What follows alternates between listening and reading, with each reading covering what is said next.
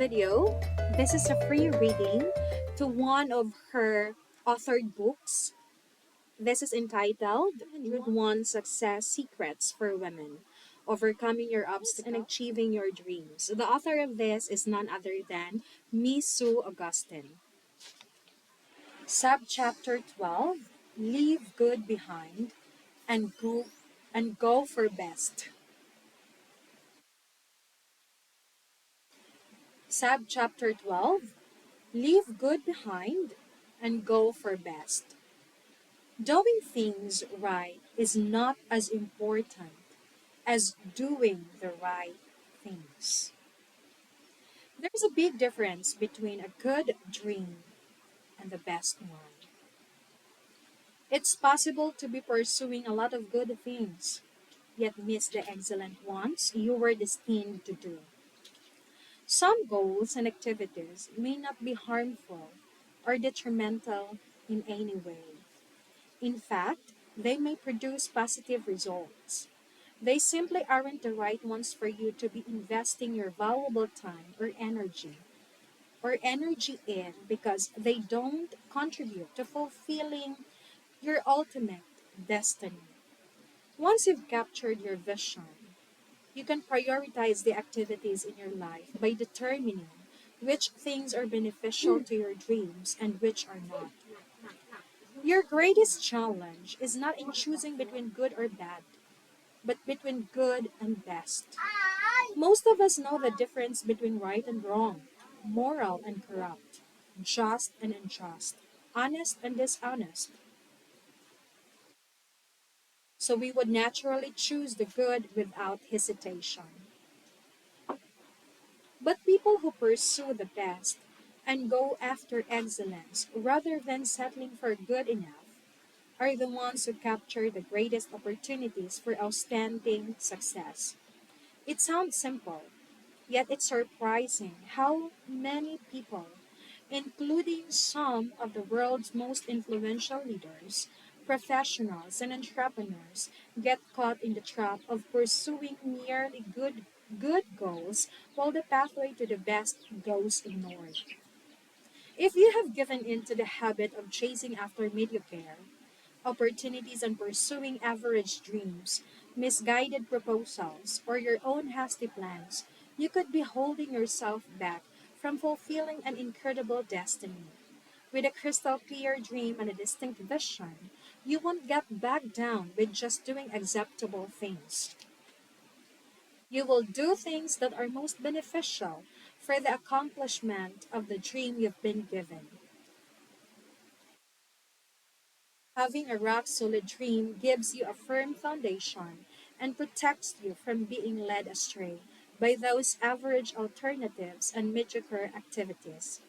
It keeps you focused on the most excellent opportunities and allows you to say no to lesser ones. If we make the mistake of concentrating all our efforts on achieving what is acceptable and satisfactory, there is no time or energy left to go after excellence. Besides, adequate and sufficient results that are good enough quite often take the same amount of time and effort as producing exceptional ones. Many people choose between good and bad and feel they made the right choice because they opted for the good. That will work if all you're after is a middle of the road existence. But you won't see your highest visions come about. It's no wonder the Bible clearly says the greatest commandment is to love God first with all your heart, mind, soul, and strength. That is found in Mark 12:30. Once you do that, He is able to impart His desires into your heart, revealing to you the possessions, responsibilities, and missions you were born to fulfill. God doesn't want us to start any project, including doing good works for Him, until we consult with Him. Once you capture that wisdom and truly commit to it, a lot of irrelevant good things will drop off on their own. You can concentrate on only those tasks and activities that will result in the finest and most valuable results.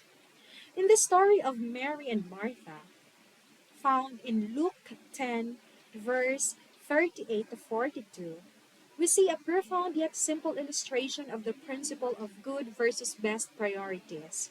Martha had welcomed Jesus and his disciples into her home, and while she was fussing over the big dinner she was preparing, her sister Mary sat on the floor and listened to Jesus talk.